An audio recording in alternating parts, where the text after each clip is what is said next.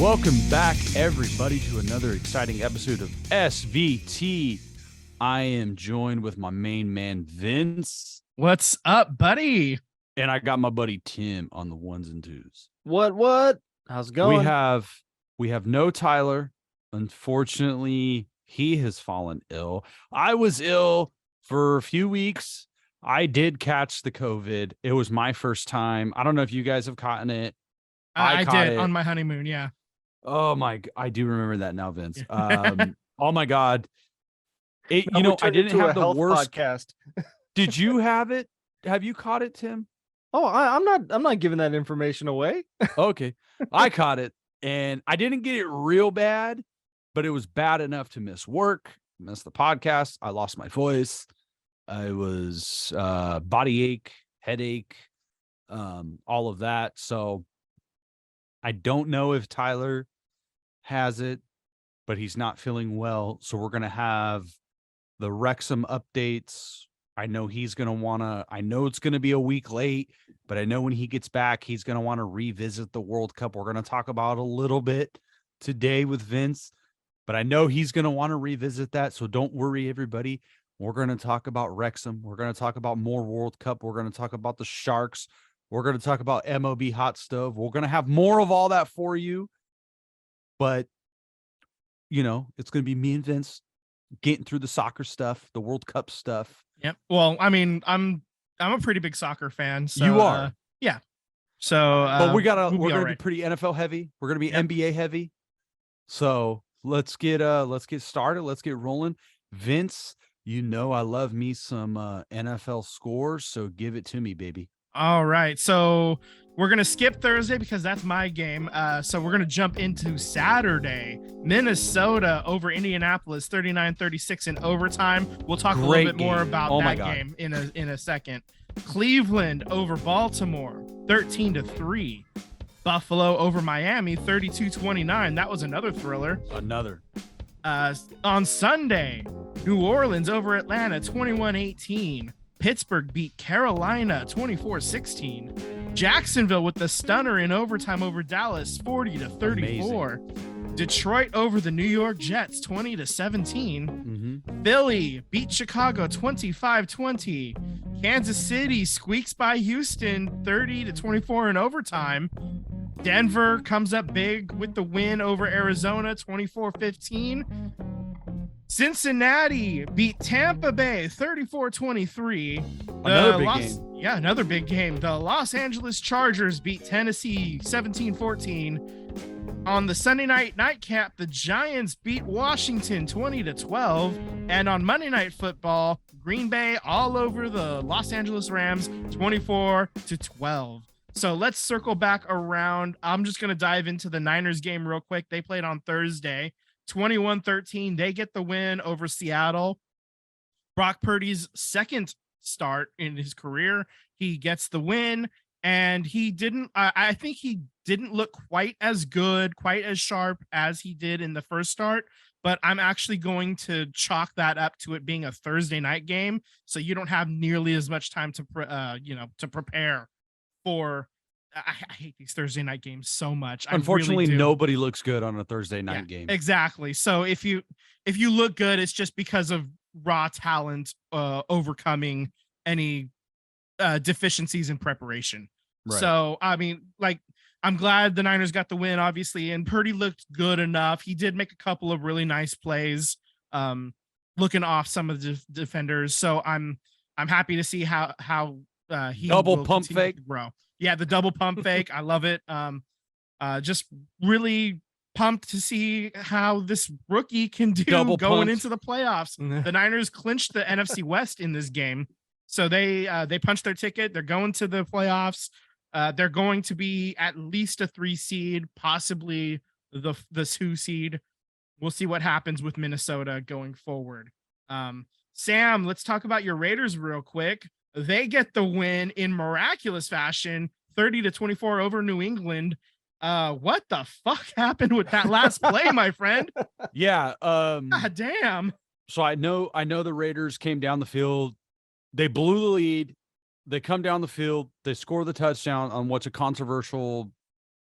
As soon as Keelan Cole touched that, had, that touchdown was announced. It was just me and Julia at home. And I said, Julia, that's not a touchdown. I did not think that was a touchdown.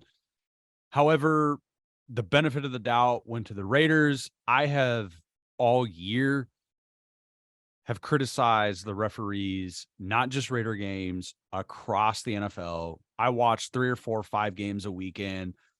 This has been the worst season I think I've ever seen referees call games. And I didn't think it was a touchdown, but at the same time, I was glad that finally something rolled the Raiders' way, because I'm not trying to be biased. It just seems like the Raiders never get a call that goes their way. And it seems like it's always against them. So I am glad they got the tie. And I'm definitely glad they won the game. And I'm definitely glad that the Patriots soiled themselves. And I'm definitely glad that out of all the Patriots to soil themselves, it was the Patriot of the past, 4 years that has been the Mr. Patriot that has done things the Patriot way. And I don't know what the fuck he was thinking. Just take the tackle, go into overtime and see what happens. I have no idea why you would lateral that back to the quarterback.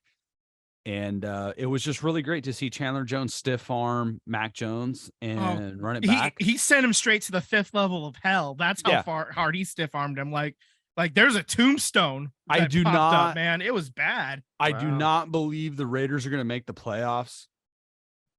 However, I'm interested. Keep it interesting. And I'm just excited that they're still in it. If they can win out, then maybe you got a chance. I'm just hoping that they stay competitive and learn how to close out games.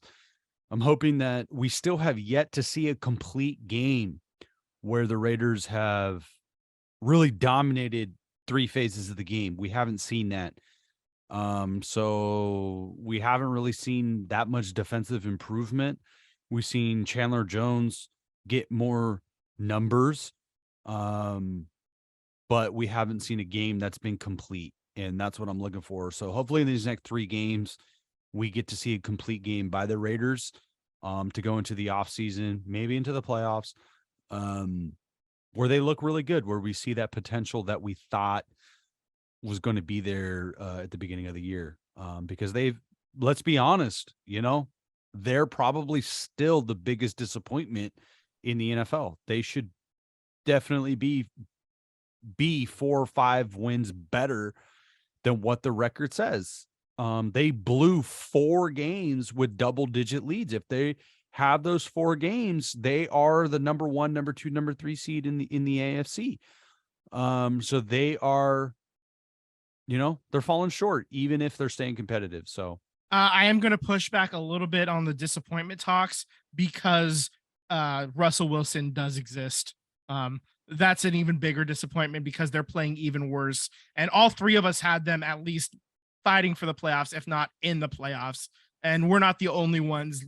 Pretty much every talking head, everybody you talk to that watches NFL thought the Broncos were a quarterback away from really making some noise. And we even said it on this podcast. So Denver is a bigger disappointment to me, because I expected a little bit of regression from the Raiders. That being said, though, the way that the Raiders have lost games, you talk about the multiple double-digit leads that they're giving up. They made it an art something form. That's not something that you expect. Or the Raiders have made it an art form on blowing leads. Yeah, I mean, that's rare. Yeah, to be that stinky and to be an artist. Mm-hmm. Yeah. Oh yeah. I do want to, I know quickly we got a lot to get through, but I do want to jump back to the 49ers. Yeah. Because we got to talk about Purdy real quick. He did not look as good, but I also feel very impressed with him, because I feel like he knows where to dump the ball off. He knows everybody's routes. They're on the same page. He's on the same page with whoever the wide receiver is, wherever he's calling the offensive line to shift protection, whether it's run block or pass block. The dude's got way more on the throw than I saw in preseason. I do want to shout out former Raider announcer, now 49er announcer, Greg Papa, because Greg Papa was on Purdy in preseason. Greg Papa was saying, you can win with this guy. You can win. Greg Papa was on that bandwagon day one. I was not, because you're never on the bandwagon of Mr. Irrelevant, no matter what position he plays. And Purdy knows the offense. I think if he was in another offense, I don't know if he's this good or this impressive, but I think he just gets Kyle Shanahan's offense. And maybe it's just all of the reps he got to take in college, coming out of college prepared, ready to study. Maybe it's coming into the games, later into the season, and he's just been a professional. Earlier before the podcast, we were talking about what it is to be a professional, being ready to take on the task, no matter what your career is. And Purdy talked about Trey Lance and how professional he was, and Jimmy Garoppolo being how professional he was, and how the quarterback room is just so good, and that he's just a guy that needs to keep the ball moving, right? And I just think he's checking all the boxes, man. Like, I'm kind of like, oh shit, I think the 49ers really hit on a quarterback. And I know last time we were on the podcast, we talked about the hypothetical game, but I just, the feelings are really high on Purdy. And I think there's a controversy going into the next season, depending on how this season ends.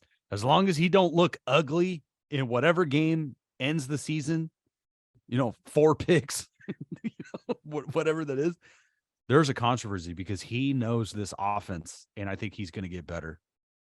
Yeah, I mean, it seems like he's been waiting for his moment, and all these things with, Jimmy G and Trey Lance. It seems like he's just been waiting to be put into the game. Like, put me in, coach. Like, I can do this. Yeah. Right. I mean, yeah. He looks ready to go, Vince. Yeah, absolutely. I mean, I don't have any arguments on that for sure. I'm really excited about what the future, especially the immediate future, holds.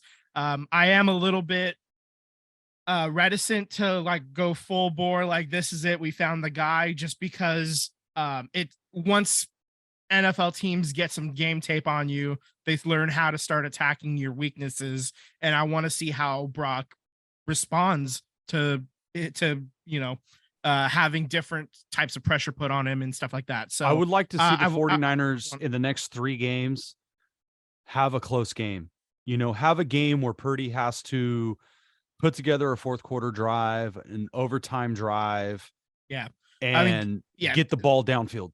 Yeah, this game ended up only being 8 points, which of course is a touchdown and a 2-point conversion, but there wasn't ever really any doubt. Seattle got that touchdown late to make it a little bit more interesting. The game was further apart than what the final score said. Exactly. Yeah. So I want to see him in different situations, because we know he can front run right now. So that's great. And I love to see that. They were able to put the game away last week, and I'm really excited to see what happens going forward with Brock. 100%. Big cock Brock, as they're saying. Yeah, 100%. Oh, he's already got a nickname. Yeah. He's got the dick name. Yeah, that's right. I think we want to talk about a couple of other NFL games, right? This is honestly, this is one of the most exciting weekends of football I think I've ever seen. It's so good. The Minnesota just seems like every week they play is the game of the year. It just seems like everything they do is the game of the year. Yeah, I was already calling them frauds because they were down 33-0 to Indianapolis. They end up coming back, but that being said, you were still down 33-0 at one point. So I'm not scared of them. I recognize the talent of Minnesota, and they are certainly capable. No lead is safe. In the NFL, they say, no lead is safe. But with Minnesota, they do have some firepower. And if Kirk Cousins can get it together in a primetime game, look out, I mean, it's easy to say that they came back in the second half, but it's really, I mean, Kirk Cousins threw a pick in the second half. It's really what was it, 4 minutes left in the third quarter that they, you know, that's really where the comeback began, was like the end of the third quarter. Yeah, they did it in about 20 minutes or so. So I've never seen anything like, nobody has ever seen anything like that. I had moved on with my day. I was watching something else, and then all of a sudden I get alerts that this game is tightening up, and that's when I flipped it back on to check it out. And wow, you know, I had the game on, so I did see the entire game, but I was like, it got to the second half, and I was kind of like doing other stuff. I was getting prepared, getting ready for the day, getting the grill ready because we're going to be doing some grilling for Julia's birthday. Nice. So I was kind of like, all right, this game's done. I might as well like start doing some chores, get ready. And then the game is like tight and we're getting ready to go. And I'm like, oh my God, we got to finish this game. I can't leave until this game is over. So I ended up having to leave. And as we're driving, I had the game on my cell phone. Like I was like in the car, game on my cell phone. Thank you. Shout out YouTube TV. You were a walking embodiment of those TV commercials. Oh my God. The NFL with you anywhere. Oh, but Julia's like, what are you doing? Why you're not even a Vikings fan? I'm like, this is the most exciting game since 2 weeks ago. Great game. Absolutely great game. And what was great was like, all of their playmakers made plays, but it was like a lot of their what was it, the second, third wide receiver, Gabriel? What was his name? I'm terrible with names. Yeah. Even if they're in front of me. But KJ Osborne.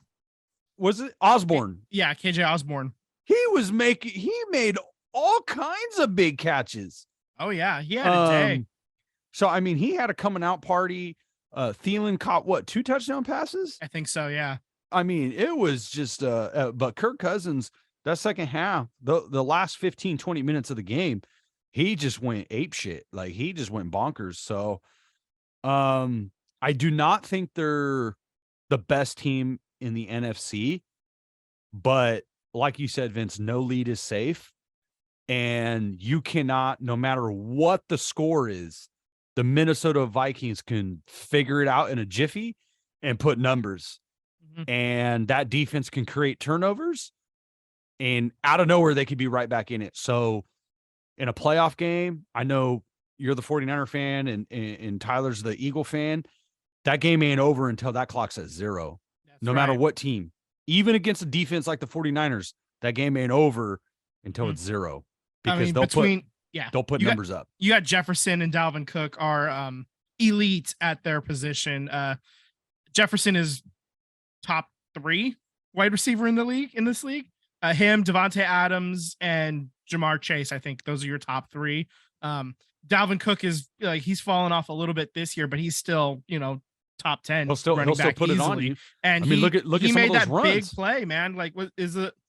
It was like a 62-yard touchdown catch that ended up tying the game, right? Like, I mean, he the one that still put the burners on and smoke anybody. Yeah, that actually that Dalvin Cook tug made me a little bit nervous in fantasy football. I'll say that. Got the game a little bit closer than I would have liked. Other than that, Minnesota is not to be trifled with. You have to take them seriously. You have to lock them up for 60 minutes and maybe more if you have to go to overtime. I mean, pretty much since Thursday, we got the Saturday games, and then we got the Sunday games, and then the Monday night game. Pretty much every single game after Thursday night, it just seemed like every game was hold my beer. Yeah. Yeah. I'm so glad, but the Patriots said, hold on, let me hold everybody's beer.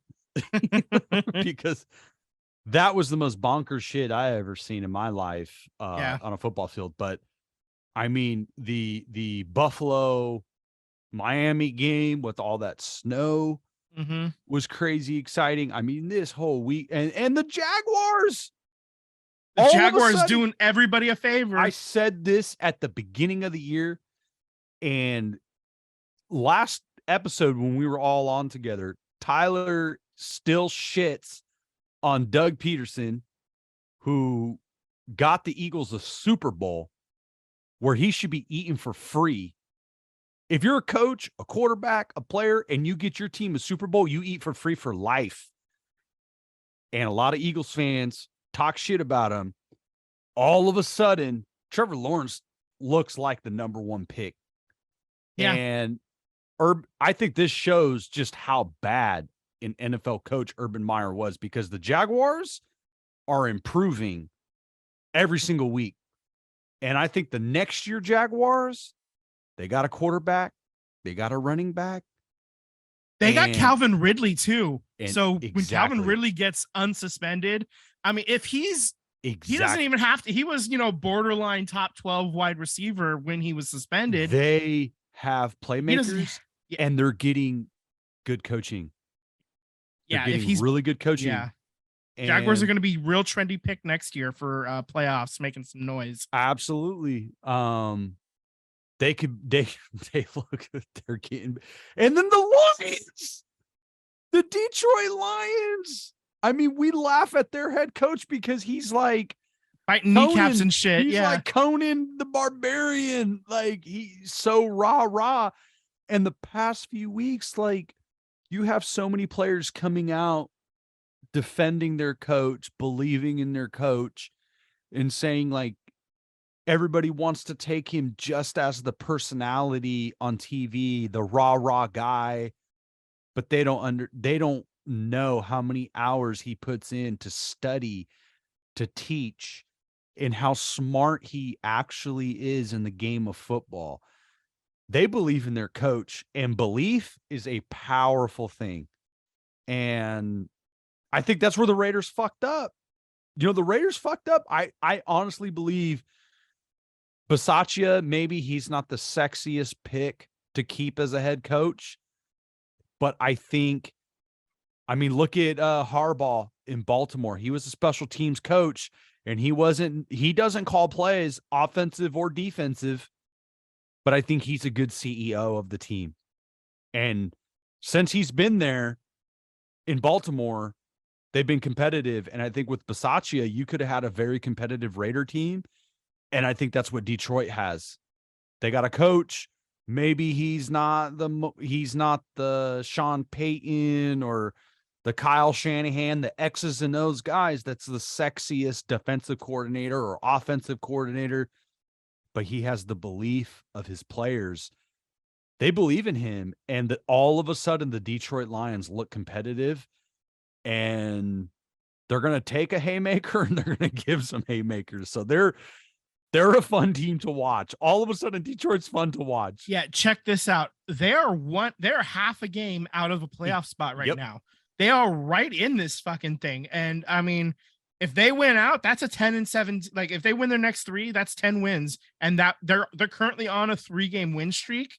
I mean, that's a team that I wouldn't be looking forward to. They might be playing dangerous, them, man. They could be very dangerous. They would be a tough out. I think we're maybe getting ahead of ourselves just a little bit here, but they're fun, and they're a fun team. It's a game. It's a kid's game at its core, right? Football. And when you see guys out there having fun and they're making plays, and their big linemen are making catches out of nowhere, it's on weirdly drawn up plays. It's just it's fun. I don't know what else. There's plenty of other words to describe it, but they are enjoying themselves, and it's just a great time. This has to be one of the most exciting seasons of NFL, just because there's so many storylines. Like earlier, we were talking about the Jets, and they were terrible. And then Saleh goes off on we got the receipts, and then they went on a winning streak, and then they suck again. Yeah. So the Jets have lost 3 straight, but they're 7-7. They're only 1 game out of a playoff spot right now as it is. And the Dolphins hold that last playoff spot right now.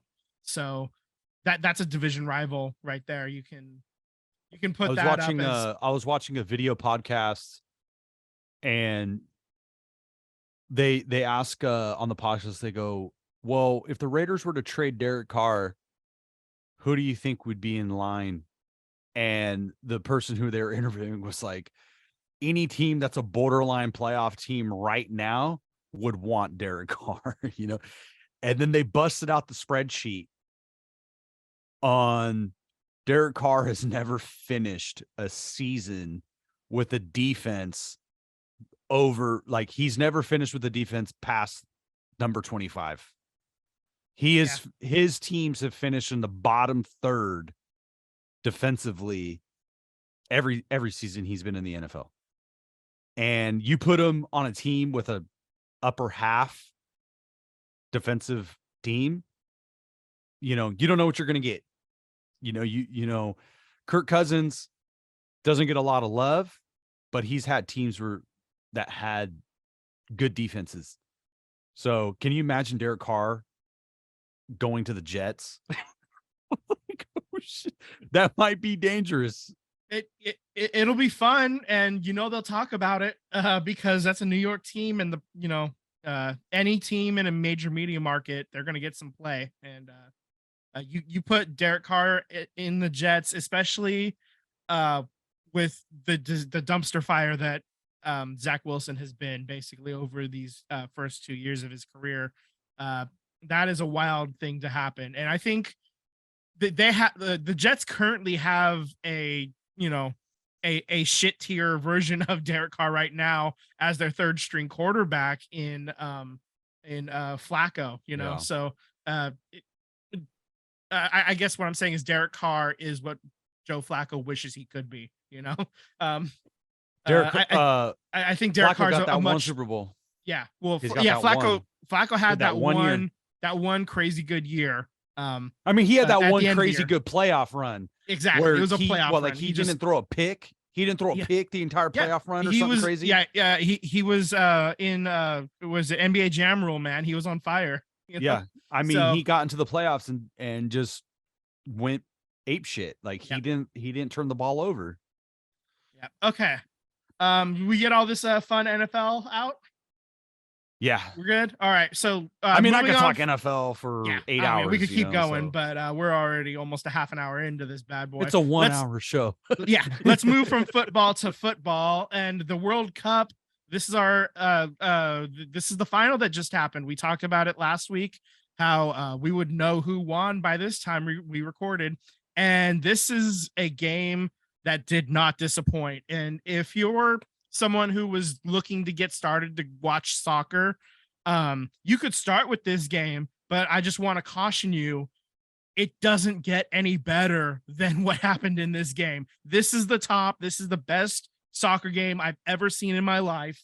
And you can't expect magic like this every time. In fact, don't expect it anytime because this Argentina jumps out in front 2-0 early. Lionel Messi got a goal. So did Angel Di Maria.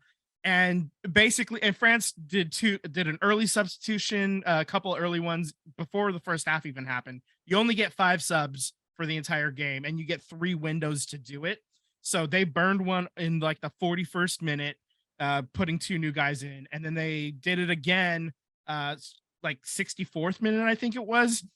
And finally, Mbappe suddenly got loose, and he scored 2 goals about less than 100 seconds apart to tie the game at 2. They go to extras.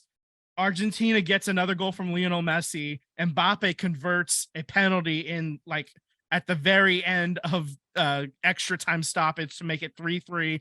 Give Mbappe the hat trick. Kylian Mbappe is he's 23 years old. You're going to be hearing his name for at least another decade. 10, 15 years. 10, 15 years. He's he's a star. He's a star. What's crazy is what take. he's 4 goals away from tying the World Cup record for most goals.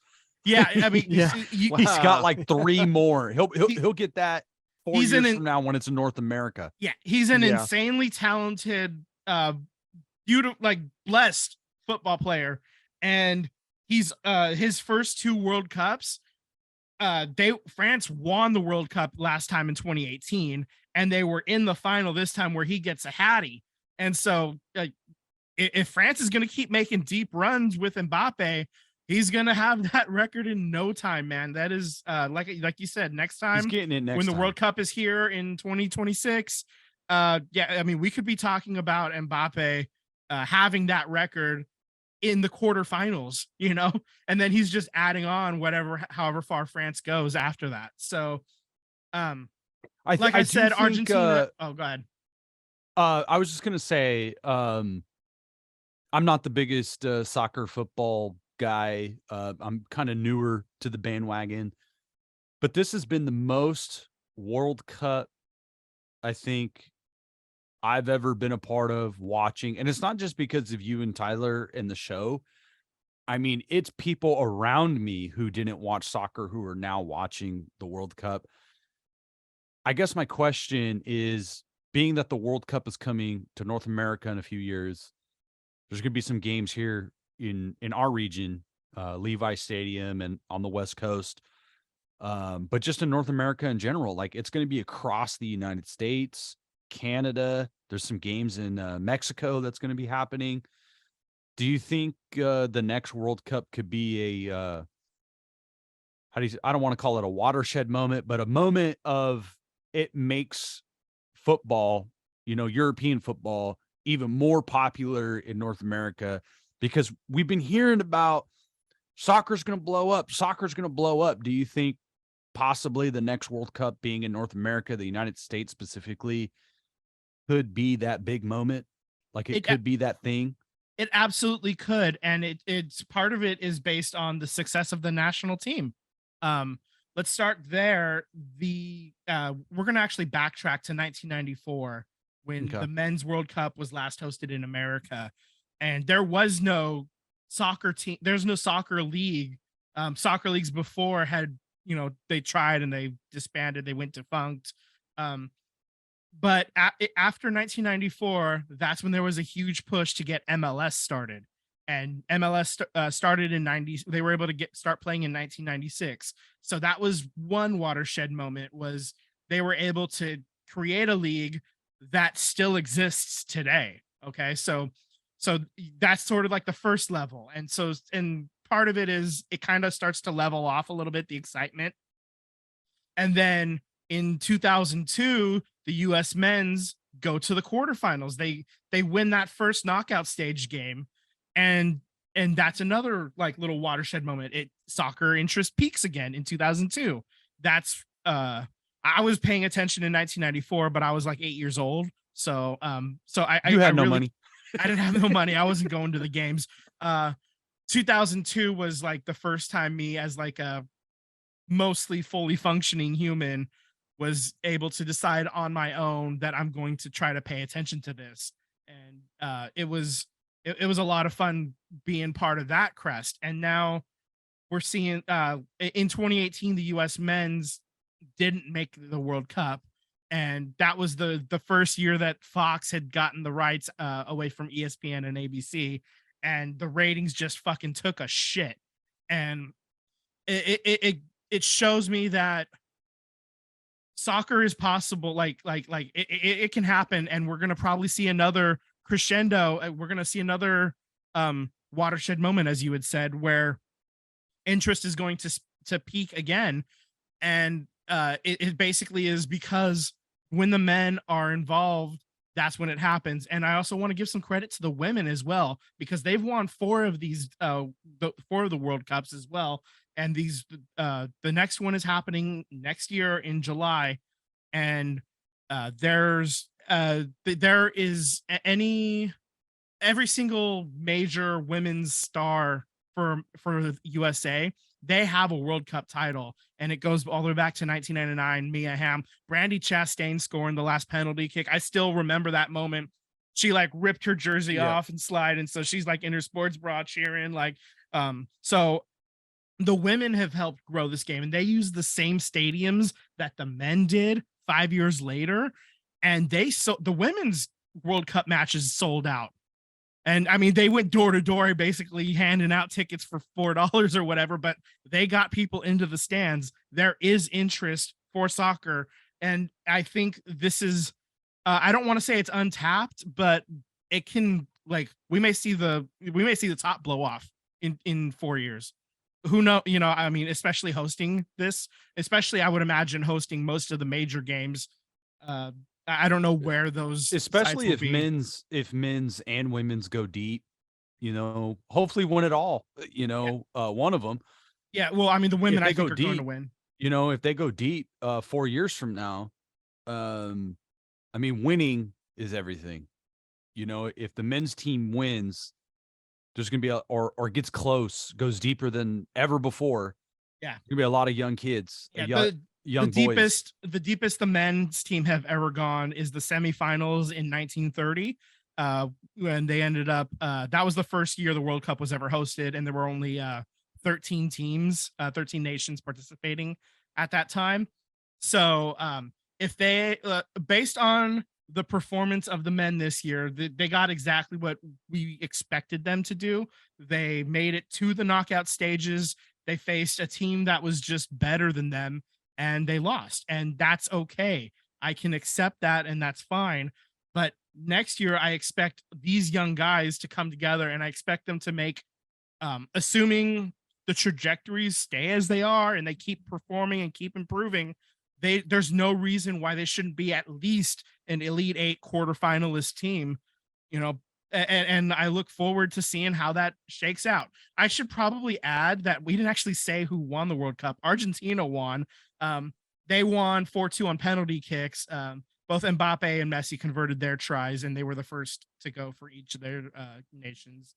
Lionel Messi, this World Cup was the last trophy missing from his iconic trophy room. So now he has good. That. He did all right for himself. He was already in the conversation of greatest soccer players of all time, and that conversation just got a lot more interesting between the new school and then Pele and the old school guys of the 70s and stuff. So this is a lot of fun to watch a crown being bestowed upon him, and it basically ends the conversation for Cristiano Ronaldo as well, who is not a likable person, to put it mildly. He's a bit of a badman. Okay, so I don't want to get into him. Anyway, moving on. This game went to penalties. Let's have a history. I mean, he's been accused of sexual assault in the past, and he's been a dick to a lot of fans, but he's gorgeous, so a lot of people are willing to overlook that. And exactly. So that's the clip. He's attractive and he's good at what he does. Mm-hmm. So let's look the other way. Yeah, exactly. Moving on. So this was the third time that the World Cup final had ever gone to penalties. For the men's side, at least. Brazil versus Italy in 1994, and Italy against France in 2006, oddly enough. And Italy won that time in 2006. I believe Brazil won in 1994. So, that's your World Cup history. And this was an iconic tournament, and I can't wait for the next one. I'm definitely gonna, assuming everything goes right, I'm going to get tickets for this next one coming up in 2026 for the men's side, because it'll be nearby. I can get to the stadium relatively, easily. And even if I have to go to LA to watch a team that I care about, so be it. But the next tournament's actually going to have 48 teams. So we're going to get a lot more soccer in the next World Cup tournament. And this is going to be a chance for a lot of teams, like a quarter of the world is going to be able to make it into this one. So this is something that FIFA's trying to expand. And if you got 48 countries watching, participating, that's 48 nations that are really hyped up for soccer, so really looking forward to it. I'm looking forward to it because, then I won't have to get up so early to check out what's going on. Yeah, it'll be right here. The Women's World Cup next year is going to be in New Zealand and Australia, so that's like going to be crazy early for us on the Pacific time zone. We're talking maybe like 3 a.m. kickoffs and stuff like that. So, but we'll see. I'll cross that bridge when we get to it. When we get there. Yeah, exactly. Absolutely. Don't have to worry about that just yet.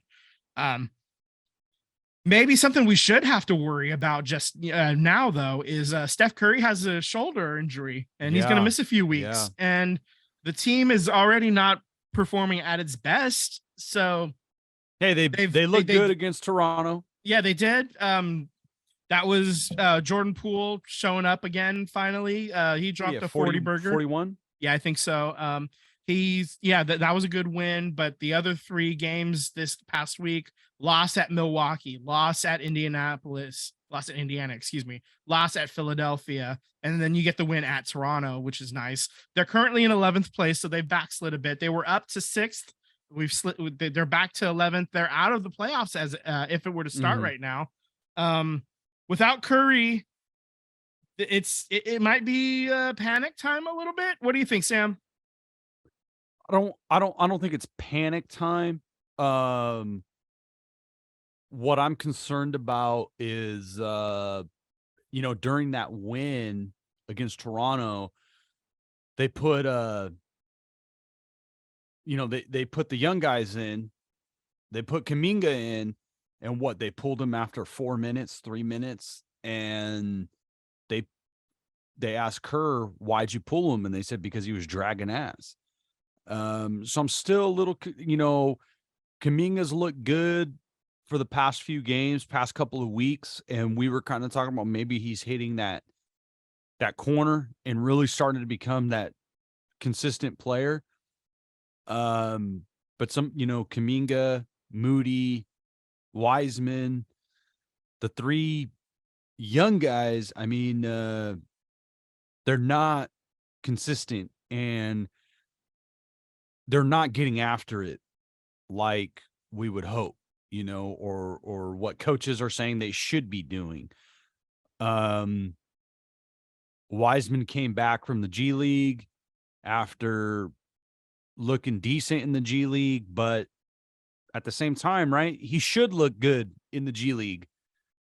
He gets back to the big club and doesn't really do much. So I am getting a little, I don't want to say a Wiseman defender because he's had the injuries.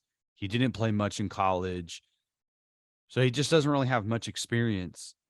But being that he's playing basketball full time, he's studying basketball full time, he has the best coaches in the world, he has the best medical staff in the world. I am getting a little concerned about Wiseman, Kuminga, and Moody not making the steps going forward. That's kind of where I'm starting to get worried. Yeah, I think that's a fair point. And these guys, especially Wiseman, Kuminga, and Moody, those 3 specifically, they invested high draft capital into these guys. But let me ask you this. Yeah. Does Wiseman look any different than when he was a rookie? He doesn't look different. No, I'm not seeing much growth from him yet. You see the flashes for a play or a dunk. Mm-hmm. But I mean, the little things, defensive positioning, getting to your spot, like the things that you're good at, it just looks good. It doesn't look excellent. Right? Like that's what I'm concerned about. Is that the things that you are naturally good at don't look dominant. You're not even improving on the things that you are good at. And that's where I'm getting worried. And it's the same for Moody. Moody looked really good in the playoffs last year when we went on the playoff run. Kind of looks the same. Kuminga, dragging ass. And that's where I'm getting worried. Yeah, I mean, obviously, we have a lot of faith in this coaching staff. And hopefully, calling Kuminga out like that publicly, saying, dragging ass and stuff. Hopefully that's the right button to push. And I have faith that this coaching staff can push the right buttons for a lot of guys. We've seen them do it with Draymond for damn near a decade now at this point. So I really hope we can turn it around and get back into the playoff mix, because right now you're on the outside looking in, and I know we're not even through December yet. It's a little too soon to start talking playoffs, but on the other hand, no, the fuck it isn't. As Warriors fans, I think we look at the championship last year and we're really proud of that. We're really excited about that. But I think most Warriors fans who are actual basketball fans will say that we stole one. Like, we got away with one. I think like so. Nobody predicted that. Yeah. Nobody knew that was going to happen. No Warrior fan was saying, oh, we're going to win the championship. Nobody was saying that. And I listened to all the talk radio in the local market where we're at in the Bay. Not one beat writer, not one radio host, not one fan calling into these shows, not us. No one was talking about the Warriors winning a championship. So not until we got to the conference finals, at least, for sure. And even then it was like, hey, we're here. We know this team. Like, what were we saying last year in the podcast was the ultimate cliche. Oh, the championship DNA. Like, that cliche got really I love old. that voice of public opinion right there. The championship DNA. That's what public opinion sounds like. Yep. There we go. And I got really old. I got really sour on that cliche very quickly. I hate that fucking saying. The championship DNA. That got really old for me very quickly. Even though they have the history of championship, this is a different team. Clay is coming off of injuries. Andre wasn't really playing. He's like the seventh guy, coming off the bench. It was a completely different team. Looney is starting. It's a completely different five, center positions, completely different team. But we were really excited when they did win. We stole one. But we were kind of like, as Warriors fans, I think we were saying we're a year ahead. And this team doesn't look like, the young guys don't look like they're arriving. And I'm worried about that. That's where my panic meter is going, is that the young guys don't look good. We're over 30 games into the season at this point. It's no longer a small sample size. The season's only 82 games long. Right. So, I mean, toss out your small sample. We're more than a third of the way through it. And 3 weeks, you're halfway through the season. This is exactly. This is who you are. Yeah. You got, they're playing tonight. So 9 more games after tonight, they're playing the New York Knicks, and we'll at least mention the score next week about that. Right. So yeah, I mean, you're talking, we're 9 games away from the halfway point, and this is, and with Curry, you have how many wins on the road? 2? Yeah. With Curry? This is not, they're not getting the job done on the road. Clearly they've lost 3 out of 4. With and without Curry, they've just been dog shit on the road. So that has me concerned as well. Hopefully we get it turned around, right the ship a little bit, and get into the playoffs, and who knows, maybe that detested championship DNA turns, shows up. That's right. I will say though that if no matter what seed the Warriors are, if they are in the playoffs, they're the most dangerous seed, because if they're in the playoffs and they're healthy, they can get hot. And we've seen that for many, many years now. They could get hot and they can wreck, a lot of championship aspirations. Absolutely. Absolutely. However, being that the Warriors are that team, they're target number 1, even if they're not very good right now. Nobody wants to get beat by the Warriors. A lot of teams want to beat the Warriors and redeem themselves to a certain degree. Get the best punchers. You get the best punches. I do believe in that. I do believe that, the Jordan Bulls, Jordan got the best punch from everybody. You didn't coast against the Bulls. So you're not going to coast against the Warriors, even if they're not a very good team right now. So I mean, you never know what you're going to get, but I think we're both panicked about the young guys. I don't think we're too worried about Wiggins is hurt, and hopefully he gets back soon. Draymond's having a revival year. He's been really good. Jordan Poole, I don't think anybody was necessarily worried about Jordan Poole. I think some of the shots weren't dropping like we were hoping, but I think you saw the energy, you saw the effort, you see a little bit of defensive improvement. I don't think he's ever going to be a first team all defense team, but he's getting better. He's getting smarter. And I he's think about to get some run now too. There's something to be said about him in the starting lineup. Every time he's in the starting lineup, he improves. His numbers improve. So I do think there's going to be an uptick in his numbers offensively. We see the second unit kind of stabilize a little bit with Draymond's minutes being staggered into the second unit. I think that's going to stay that way for the rest of the year for the most part. But young guys need to step up and need to improve quickly. Like we said, we're almost halfway through the season. This is who you are. All right. So turning our attention to baseball, we have some more hot stove news. Lots of major signings happening for some surprising amounts in some cases. Carlos Rodon goes to the New York Yankees, 6 years, $162 million. They have the money to do that. That doesn't shock me. Carlos Rodon is he proved himself worthy last year of a big contract, even in a middling Giants team. So Dansby Swanson goes to the Cubs, 7 years, $177 million. Are they ready to start spending again after not spending for a while, shedding salary? Could be interesting to see.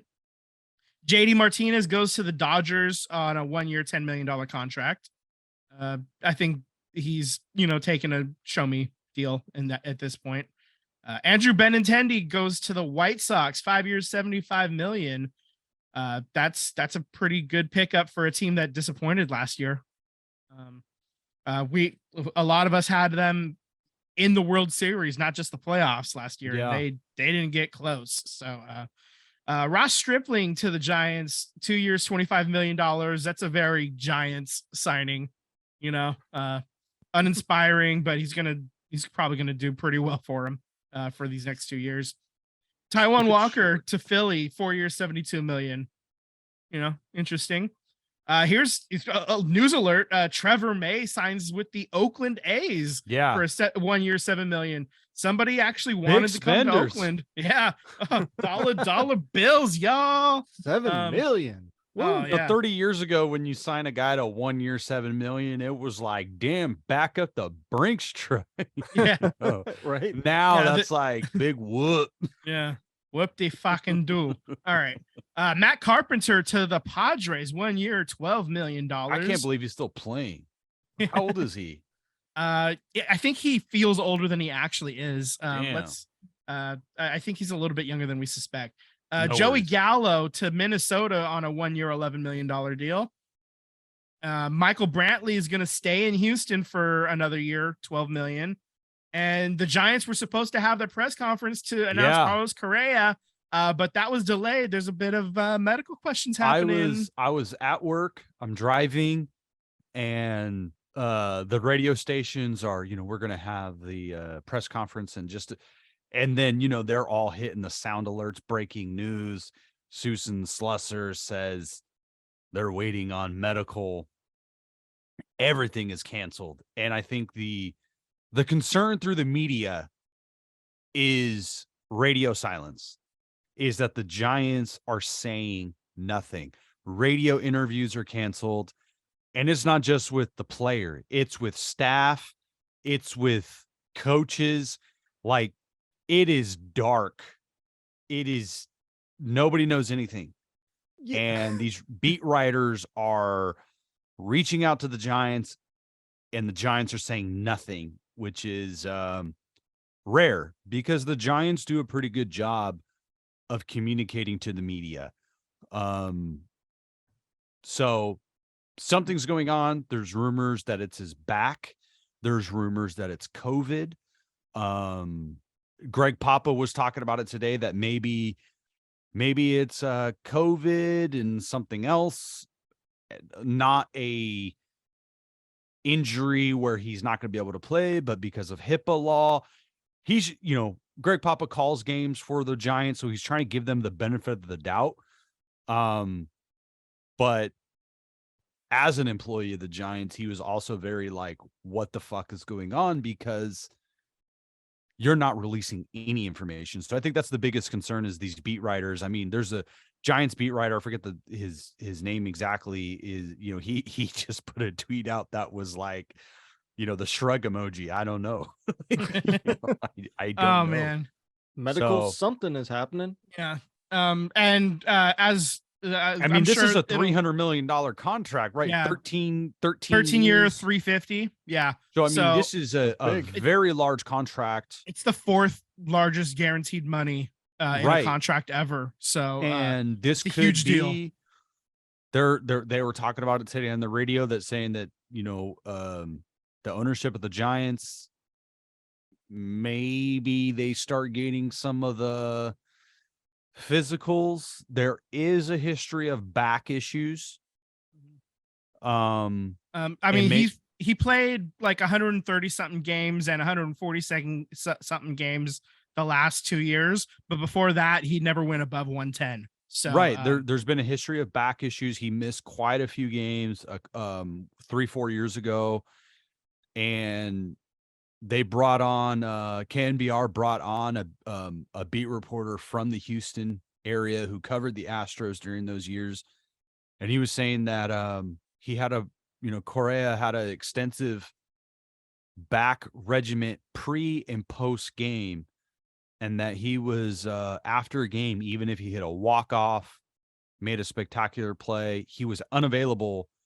And the media was waiting an hour, 2 hours, because he had to do his post-game regiment for his back to make sure he was ready the next day. There's also documented information that pretty much during a game, he was not sitting on the bench, that when he was not batting or fielding, he was in the locker room laying down. Because he was not able to sit because of the back problem. So we don't know if it's the back problem. This could just all be blown out of proportion. We don't know. We're speculating. But like you said, Vince, this is a huge contract. It's the largest contract in Giants history. Mm-hmm. So there's speculation that maybe the Giants are hearing, the ownership is hearing some of these injury concerns, and the doctors are maybe saying that, hey, this guy's what, 28 years old, 26, 27, 28. He's 28. So what is his back going to look like 2 years, 3 years, 5 years? And in MLB, for anybody who doesn't know, if you sign a guy to 13 years, he's getting paid 13 years. Like, he's getting paid. At least. If you cut him, you release him. Yeah. He's getting well, paid. that's when It's the guaranteed. money. Yeah. The money's all guaranteed. So we joke about on July 1st Albert Bell is no, not Albert. That's who I wasn't reaching for, is the Mets. Fuck. Why am I blanking on it? Who's the player that played? God damn it. This is great radio. Isn't it Albert Bell? No. Okay, so is this a sign Bobby that... Bonilla? Bobby Bonilla. Bobby Bonilla. God damn it. Okay. You're 100% right. Yeah, that is correct. So Bobby Bonilla is gonna. He still collects paychecks. Hasn't played in 20 years for them, and he'll collect them for another 12 or so. What did they owe him? They owed him like $9 million or $1 million for the next 30 years or something. Yeah, crazy. exactly. Wow. Yeah, fleeced him. So is this with this delay? Is this a sign that they could possibly be renegotiating the contract, or it's already signed, so there's nothing that they could really do? They can only void it at this point for medical. They're not gonna. Tim, they came to an agreement, and when you read it in the newspaper or see it on Twitter or whatever, it'll say like Giants and Correa agreed to $300 million. Agree in principle is like a lot of phrasing that you'll see. Yeah, So, or it's like once you see it in the news, it's already done. Like they've already, Mhm. it's already a thing that's been agreed upon. Yeah. right. Okay. Anything else baseball we want to talk about real quick, or no? We're good. Well, there's still no A's stadium Yep. updates. The Royals are working on their stadium. So are the Angels. That's another one. So there's like a lot of stadium stuff going on. Unfortunately for us A's fans, free agency. We traded Sean Murphy. Yeah. This team is definitely going to lose 100 games. If they didn't get the number 1 pick this past offseason, they will definitely be in there next year. We're looking at I think will be this upcoming season will probably be the worst season the A's have, because you look up and down this roster, there is nothing. They're even looking. I read an article the other day that they're looking to trade Christian Pache. This team is going to have nothing. This team is a the dead cupboard horse. is bare. The cupboard is bare. And then you look at the people they got back in return, and it's not to knock anybody in their profession, but you traded a really good catcher for not even great prospects. You got guys that they're not going to, if they are on this team, they're not going to be very good. This team, the prospects that they have in the pipeline, all of their better prospects are in single A and double A. These guys are years away. So, Yeah. The A's are going to stink for 3-4 years. This is not like, and we talked about this a few weeks ago when Billy Beane is basically away. He's gone from the A's. Like, he's a consultant to the owner. Yeah. I think that was a telling sign of what's to happen in the future.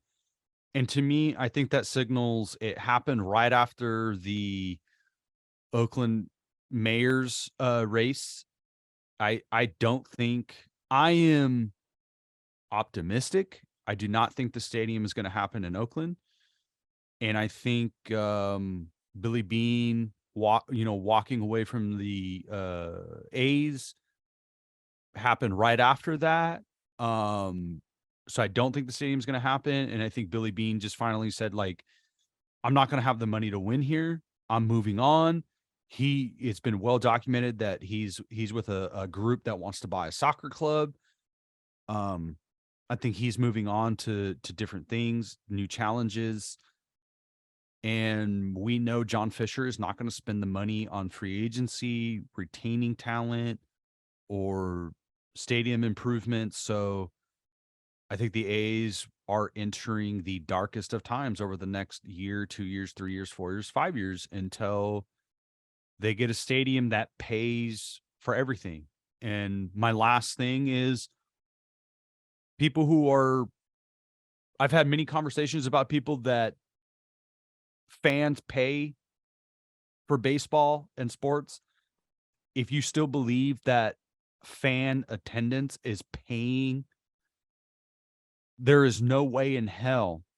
Just look at the basic mathematics. Do you think that the Giants are able to pay $315 million over 13 years based on fan attendance? No, that is TV revenue, shared revenue by MLB. That's not just Giants media, Giants television, Giants attendance. That's just cheese, extra cheese on your taco. All right. Those days are over. So the A's are going to stink. Yeah. Okay. Just want to quickly go over the Sharks real quick. I do have one major note. Tomas Hertl was suspended for 2 games for a high stick on Flames Elias Lindholm. He's never been fined or suspended before in his 618 career games. I watched the play, and basically what happened was Lindholm cross-checks him a couple of times right off of the third period center like puck drop. Lindholm cross-checks him a couple of times, and Tomas just kind of gets pissed off and like swings his stick at him. if he hits him in his belly instead of his head, it's nothing doing. But yeah, as soon as he realized he was about to hit the head, he kind of pulls back a little bit, but it's too late. It does make contact with the head. And yeah, I mean, I think 2 games is probably a fair suspension based on what I saw. I don't love it. He's the best player on the offense. He's the best forward on the team, I think. So it's unfortunate for him. As for action on the ice, they won against Arizona 3-2, and they lost at LA playing the Kings in the shootout 3-2, and they lost at home against Calgary 5-2. That's the game where Hertl got suspended. They're currently 7th in the Pacific, still ahead of the Anaheim Ducks. So Duck Hunt is still on, baby. And Quack, quack, quack. That's right. Quack, quack, motherfucker. All right, let's go. That is your Sharks update. We will go more into it as the season goes on, I'm sure. Alrighty, guys. I think that's a wrap. Do you got any extra points? I do not. That does it for me. All right, guys. If you haven't already, please like, subscribe, whatever platform you're listening on. Please subscribe. Hit that notification bell on YouTube. It does a lot for our very small channel. We want to continue to grow the channel, produce more, eventually do some live streaming and some videos. So please subscribe, comment, interact, everything you can do. We want to be a show of the people and interact with you more. Shout out Sweden, Colorado, Arizona. We're starting to build a little bit of a following in those locations. So thank you so much. Vince, give us a shout out on our social medias. Instagram and Twitter, SVT Sports Pod. Email us, svtsportspod@gmail.com, and slide into our DMs. We look forward to interacting with you. And you remember, your homework assignment is to listen to this 2 times. And I want you to listen on Spotify and Google. Okay, so there you go. That's your homework assignment. Google and Spotify. That's it. Also, happy holidays, Merry Christmas. That's coming up. That's right. Looking forward to some time with the family, and I hope you all have a great time as well out there with your family and loved ones. All right. Bye. Auf Wiedersehen.